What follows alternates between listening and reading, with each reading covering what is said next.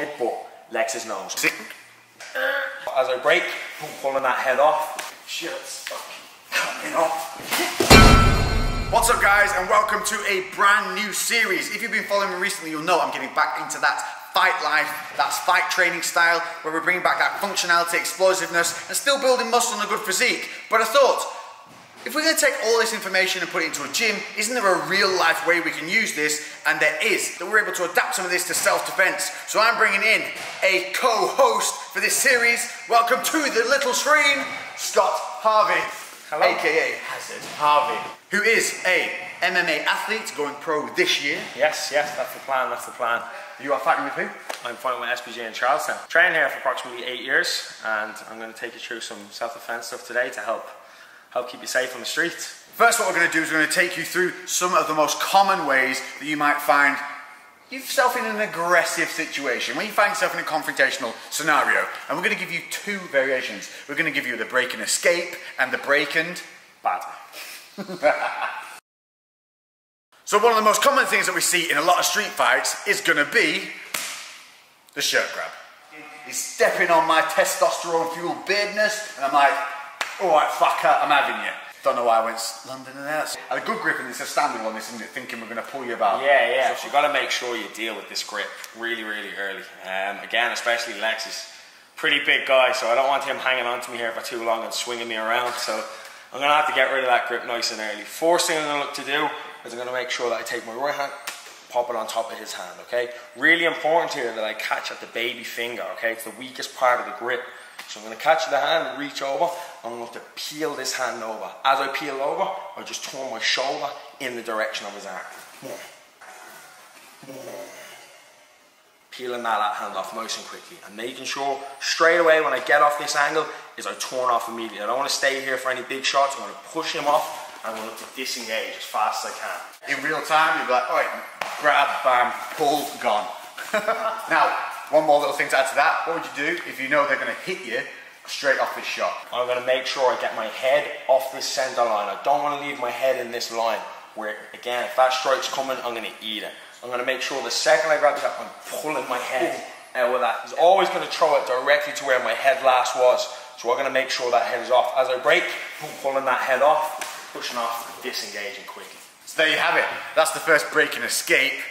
Now for the fun one, the break and batter. Option number two is where you have been left with no alternative but to make sure that you and the people around you are safe, because this boy has got a little bit bouncy, he's got a little bit leery, he's fucking not having none of this, he ain't calming down, and he's coming at you.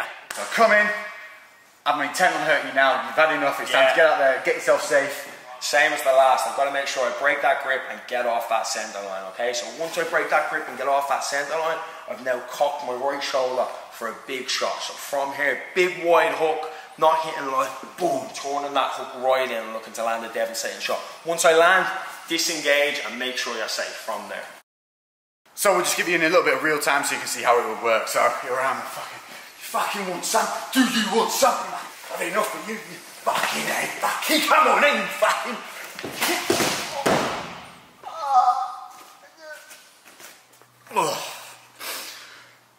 Okay, so common thing number two would be what is commonly seen. Yeah, fucking throat grab. So we've seen it, we've all seen it, we've come in and they've grabbed your throat. And immediately a lot of people here will panic, you'll just see them pull this face. What's your solution? So, yeah, you're going to find a lot of work trying to reach in at that wrist and trying to fight at the hand here. It's an awful lot of work. We need to get out of here quick. We can't afford to be panicking around and flapping. Immediately, right hand comes over at the crook of the elbow, left hand supports. I'm going to snap down and step back at the same time. Oh, disengage. Body weight, hips down, body through, boom. So you're stepping back, weight down. Snap. I'll grip quite tight there. You can see you've got nice and red. And I'm going to hold.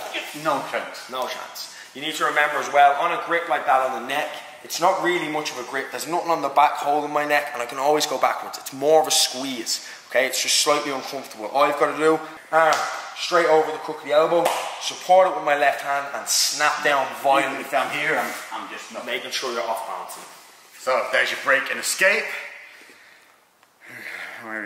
Break and batter. Again, got a bit lowery. I'm definitely going to cause you some problems here. So I've come in, grabbed that throat, and you've got to just make sure you're safe. Now put an end to this idiot. I'm going to make sure, again, same thing, right hand over the top. I'm going to snap down fast and hard. Snap.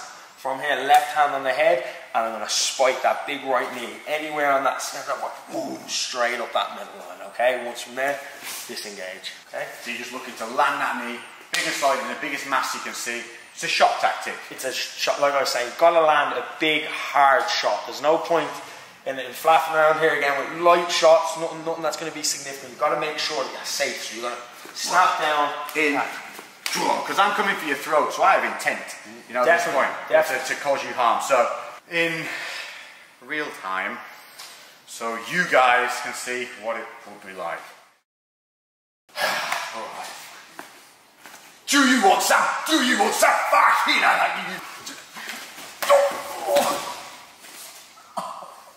It's good. Yeah. Okay.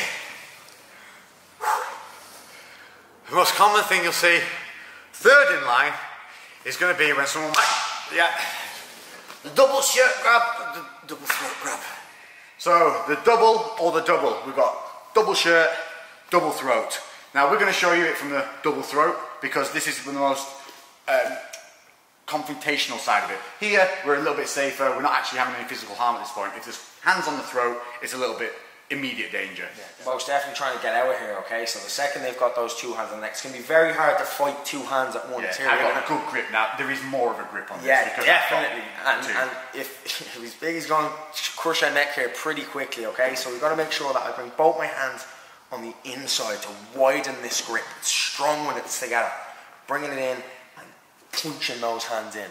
From here, I'm going to push on Lex's chest, but as I push, he's going to go back. I have to make sure that I slide back as well, okay? So I don't want to stay here and punch in and try to push him and he stays there. He's solid. I'm going to make sure, punch in and push out as well.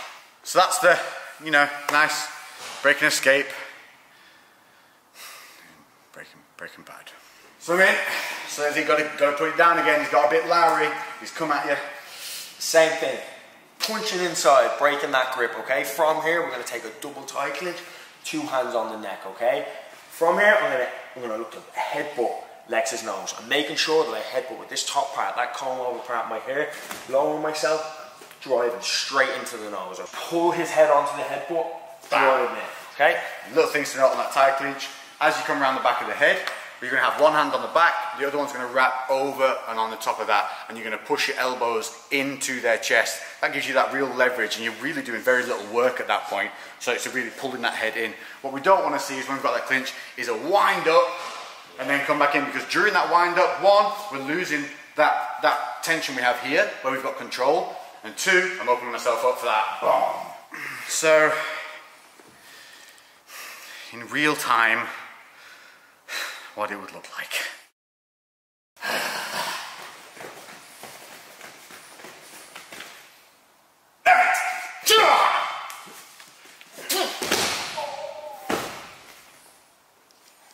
Yeah.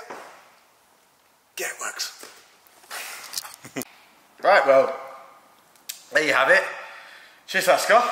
No problem, anytime. I definitely feel like I've learned a good few lessons there. Hopefully you guys have too. I want to emphasize this is for when you feel threatened, and it's to help keep you safe, people around you safe, and just dealing with the situation. But this is what you will be learning. If you haven't been to a fight class or anything like that, it's things like this that you can put into real life situations that are not only going to keep you fit, they're going to keep you safe in the streets and in the gym. And eventually we will have an entire series built up from this, because this is going to be an ongoing thing, and you're going to see us together doing this. Check out Hazard Harvey on Instagram. All his links are in the description and on the screen here. Definitely. And anything else? Leave your comments below and suggest anything that you'd like me to hurt Lex with next. Most definitely. Oh yeah, cheers mate. See you then. We're going to start a new series together. Most definitely. Did you look like you were going to talk then and you didn't get to? You did, didn't you? No. Yeah, we go again. So obviously, so you go.